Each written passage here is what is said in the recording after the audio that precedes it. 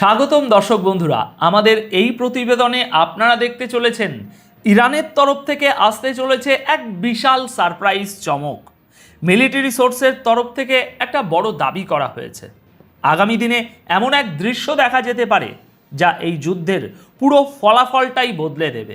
অন্যদিকে ইসরায়েলের প্রাক্তন প্রধানমন্ত্রী এহুদ বারাক সরাসরি আক্রমণ করেছেন বর্তমান প্রধানমন্ত্রী নেতানিয়াহুকে।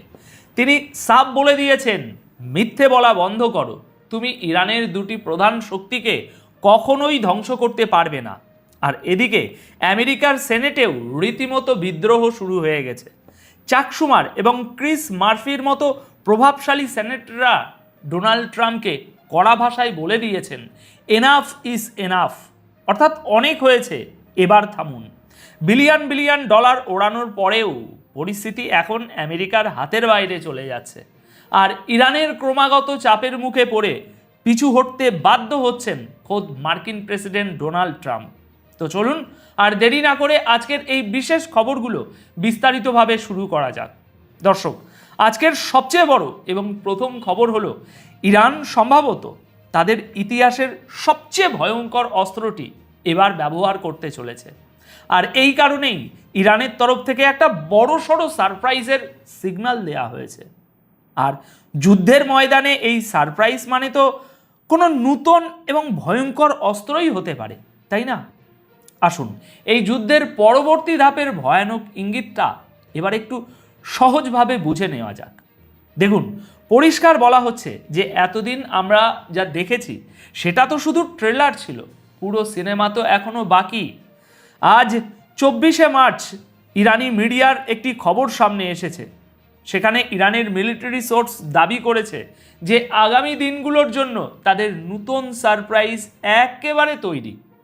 আর এই পদক্ষেপগুলো এমন হবে যা এই যুদ্ধের সম্পূর্ণ ফলাফলই বদলে দিতে পারে।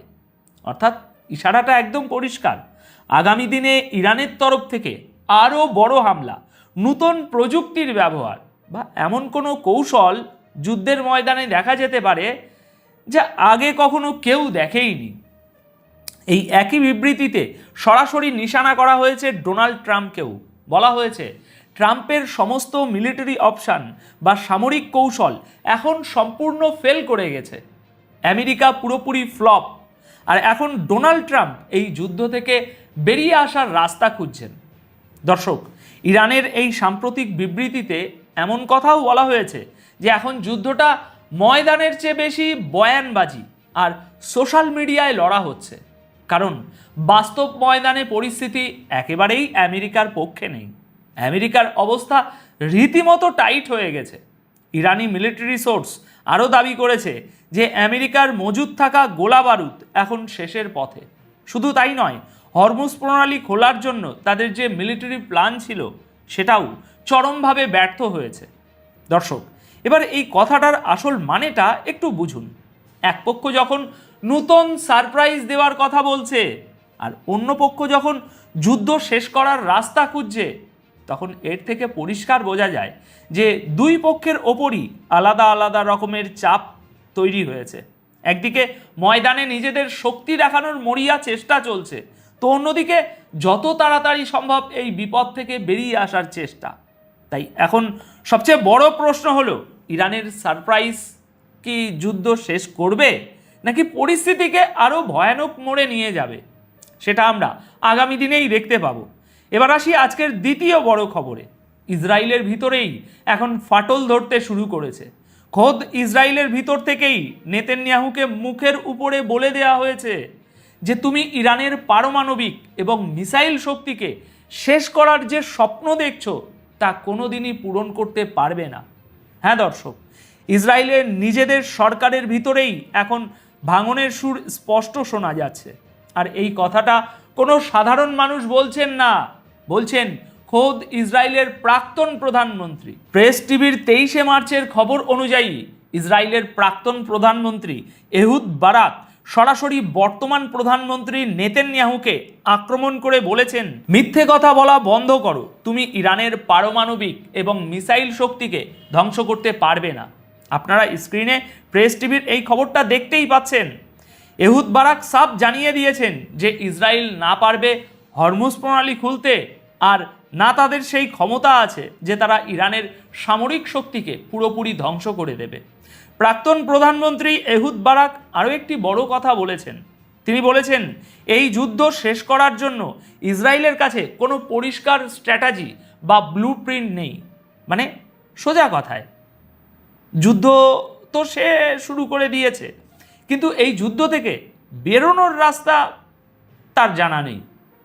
দেখুন, এই চাঞ্চল্যকর বয়ানটি এমন একটা সময়ে এলো যখন এই যুদ্ধের 24 দিন পেরিয়ে গেছে, কিন্তু এখনো পর্যন্ত না তো ইরানে কোনো সরকার বদল করা গেছে, আর না ইরানের নেতৃত্বকে সরানো গেছে। ওদের সেই ক্ষমতা নেই। উল্টে পরিস্থিতি এমন দাঁড়িয়েছে যে ইরান ক্রমাগত পাল্টা জবাব দিয়ে চলেছে। তাদের আক্রমণগুলো এখন শুধু ইসরায়েলে নয়, বরং ওই অঞ্চলে থাকা আমেরিকার সমস্ত সামরিক ঘাঁটিগুলো পর্যন্ত পৌঁছে যাচ্ছে এবং সেখানে রীতিমতো ধ্বংসলীলা চালাচ্ছে। অর্থাৎ এখন পুরো গল্পের মোড় ঘুরে যেতে দেখা যাচ্ছে। একদিকে বাইরের চাপ, অন্যদিকে দেশের ভিতরেই উঠছে প্রশ্ন। শুরু হয়েছে ঝামেলা আর ফাটল। আর তাই আমাদের কাছে সবচেয়ে বড় প্রশ্নটা হলো, যখন নিজেদের নেতারাই বলছেন যে এই যুদ্ধ জেতা সম্ভব নয়, তাহলে এই যুদ্ধ শেষ পর্যন্ত কবে এবং কিভাবে থামবে? কতদিন ধরে এই যুদ্ধ চলবে? আর কার স্বার্থে লড়া হচ্ছে এই যুদ্ধ?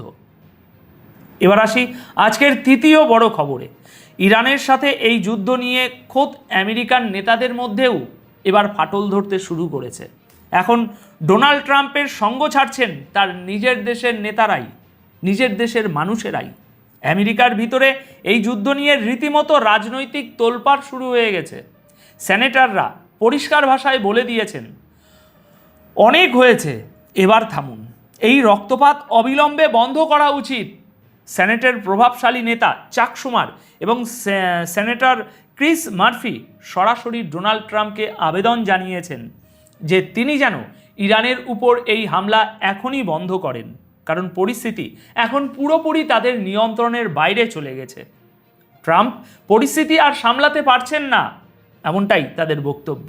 সোশ্যাল মিডিয়া প্ল্যাটফর্ম এক্সে একটি পোস্টে চাক শুমার লিখেছেন, কিছু রিপাবলিকান সেনেটরও এখন চাপা গলায় মানতে শুরু করেছেন যে আমেরিকার সরকার আসলে মধ্যপ্রাচ্যে ঠিক কী অর্জন করতে চাইছে সেই বিষয়ে তাদের বিন্দুমাত্র কোনো ধারণা নেই। আর মনে রাখবেন দর্শক, এই রিপাবলিকান পার্টি হলো খোদ ডোনাল্ড ট্রাম্পের নিজের পার্টি।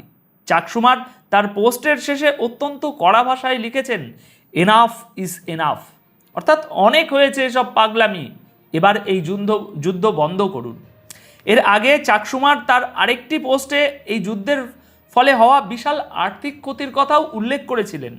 তিনি জানিয়েছিলেন যে এই লড়াইয়ের পিছনে আমেরিকা ইতিমধ্যেই বিলিয়ন বিলিয়ন ডলার উড়িয়ে ফেলেছে, যার সরাসরি প্রভাব গিয়ে পড়ছে সাধারণ আমেরিকানদের পকেটের উপর। এক কথায় সাধারণ মানুষের পকেট একেবারে ফাঁকা হয়ে যাচ্ছে। এই মুহূর্তে আমেরিকায় পেট্রোলের গড় দাম প্রতি গ্যালনে প্রায় $4, আর এর ফলেই সাধারণ আমেরিকানদের মধ্যে ক্ষোভ ক্রমশ বেড়েই চলেছে।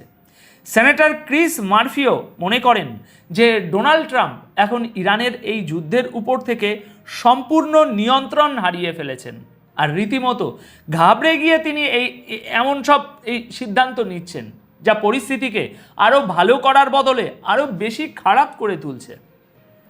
তো দর্শক, এই ছিল রিসেন্ট ডেভেলপমেন্ট কিছু আপডেট। আপনাদের কি মনে হয় এই যুদ্ধ কি মানে গলাটা খুব আর কি খারাপ হয়ে গিয়েছে। আপনাদের কি মনে হয় এই প্রতিবেদনের বিষয়ে? আপনাদের যদি কোনো মন্তব্য থাকে তাহলে অবশ্যই কমেন্ট বক্সে তা লিখে জানাবেন। ধন্যবাদ আপনাদের সকলকে। ভালো থাকবেন, সুস্থ থাকবেন।